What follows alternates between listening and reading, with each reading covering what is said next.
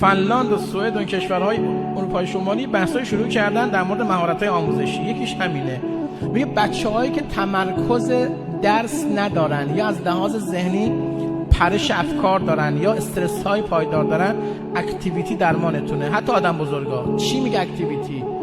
هر